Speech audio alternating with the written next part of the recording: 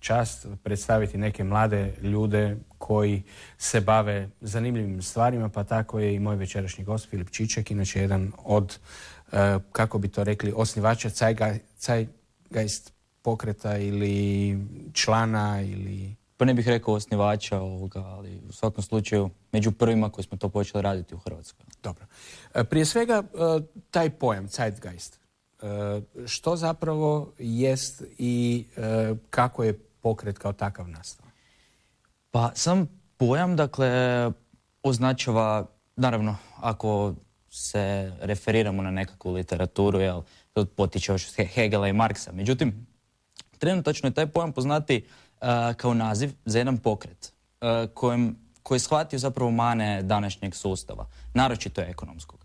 A njegove mane se protežuju naravno na kulturnu sferu i na političku sferu. Naravno, taj pokret pokušava zapravo dizajnirati jedno novo društvo, jedno društvo u kojem neće biti nejednakosti, jedno društvo u kojem neće biti siromaštva, devijantnog ponašanja će biti značajno manje i eto, napore ulažemo na tom putu. Pa. Duh vremena, taj Zeitgeist, između ostaloga u Hrvatskoj postoji koliko dugo? Pa zapravo točan datum nastanka pokreta ne postoji. Mi smo se počeli okupljati otprilike oko 2008. 2009. nakon što zapravo sam upoznao sadašnje članove Zeitgeist pokreta kad sam osnovao, to jest kad je bio prvi Z-Day. To je svjetski dan Zeitgeist pokreta koji sam uz pomoć svog fakulteta osnovao na prostorima kampusa Borongaj u prostorijama udruge. Što i kako je Zeitgeist pokret u Hrvatskoj zapravo medijski izašao van, iskoračio prema onima koji bi ga slijedili ili došli, uključili se u rad? Pa zapravo medijsko eksponiranje Zeitgeist pokreta je bilo nikakvo do prije nekakvih tjedan dana. Što je začudilo i nas iz pokreta. Međutim, kako je došao treći film, ljudi su se jednostavno pograbili za karte. Karte su nestale otprilike tjedan dana prije premijere filma. Tako da smo bili prisiljeni osigurati još jednu projekciju filma, a mediji su to izrazito dobro popratili. Možda za naše gledateljice i gledatelje bi bilo dobro da pokažemo foršpan filma, ne bi li dobili nekakvu laganu predodžbu o filmu kao takvom, porukama koje on prenosi, a onda ćemo o samom stvaranju filma i o tome.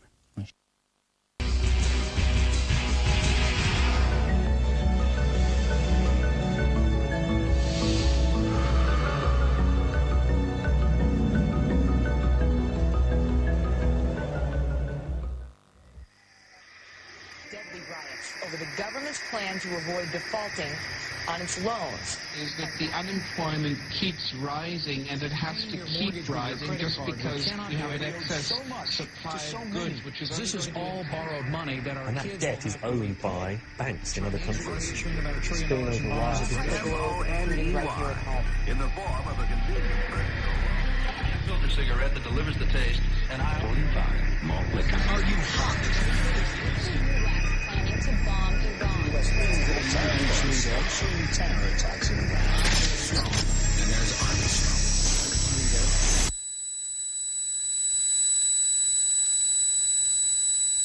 Modern psychology has a word that is probably used more than any other word in psychology. It is the word maladjusted. Maladjusted. I would like to say to you today that there are some things in our society and some things in our world for which I'm proud to be maladjusted. And I call upon all men of goodwill to be maladjusted to these things until the good society is realized. You know, economists are in fact not economists at all. They're propagandists of money value. This system is more wasteful than all the other existing systems in the history of the planet. So you're really dealing with not an economic system, but I would go so far as to say an anti-economic system. The problem we have is essentially the financial money sequence system. It's a system disorder, and the system disorder seems to be fatal. There is no profit under the current paradigm in saving lives, putting balance on this planet, having justice and peace or anything else. Disease supports medicine. It supports doctors and hospitals. But if you really were able to eliminate most diseases, you would eliminate professions as well. You have to create problems to create profit. Crime does create business. We have now roughly 2 million people incarcerated in this country. Many of them are in prisons run by private corporations who trade their stock on Wall Street based upon how many people are in jail. But that's a reflection of the culture in which we live, in which we've all, to one degree or another, endorsed. I think the biggest barrier would be the values that people are taught to uphold that system. At the social level of life organization, it isn't a genetic program or a genetic defect. It's a value system disorder. What you have to understand is that the intellectual culture of a society actually reflects the power interests in that society, the dominant perspective. In the past, throughout almost all of human history, the main threat to human survival was nature. Today it is culture. Not only does structural violence kill more people than all the behavioral violence put together, structural violence is also the main cause of behavioral violence. Some colleagues at Harvard studying this suggested that inequality acted as a social pollutant because it affects almost everyone in society. The immune system cannot recognize the invasive cancer, and it takes over the whole body until the body collapses. And we're in that spasming, collapsing form now. So the system has to be corrected, not print more money and give it to banks. That doesn't deal with the problem.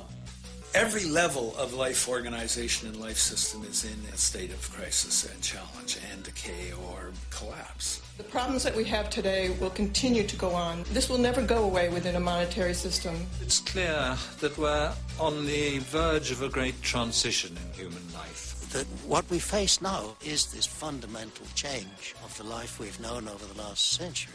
There has to be a link between the economy and the resources of this planet, the resources being, of course, all animal and plant life, the health of the oceans and everything else. This is a monetary paradigm that will not let go until it's killed the last human being. The in-group will do all it can to stay in power. And that's what you got to keep in mind. They'll use the Army and Navy and lives or whatever they have to use to keep in power. They're not about to give it up because they don't know of any other system that will perpetuate their kind.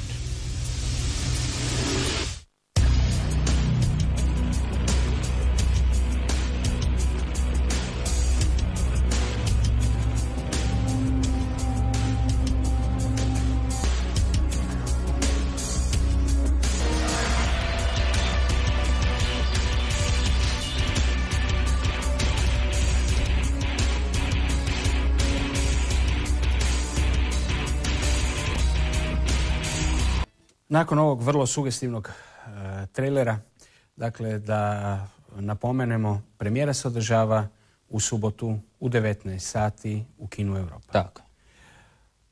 Iz trailera je vidljivo da će se istovremeno u 60 zemalja diljem svijeta na 20 jezika održati također ta premijera. Dakle, to je neka vrsta, rekao bih, simboličnog povezivanja svih ljudi koji nekako imaju slična razmišljanja. No kako je zapravo zamišljen i kako je nastao film kao takav?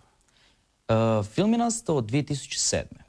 Tada je izašao prvi film koji je bio izrazito koristan. Iz razloga što je obrađivao 3 teme za koje se vjerovalo da su jednostavno takve kakve jesu. Prva tema to je religija, druga tema je bila pad World Trade Centra i treća tema je bio monetarni sustav.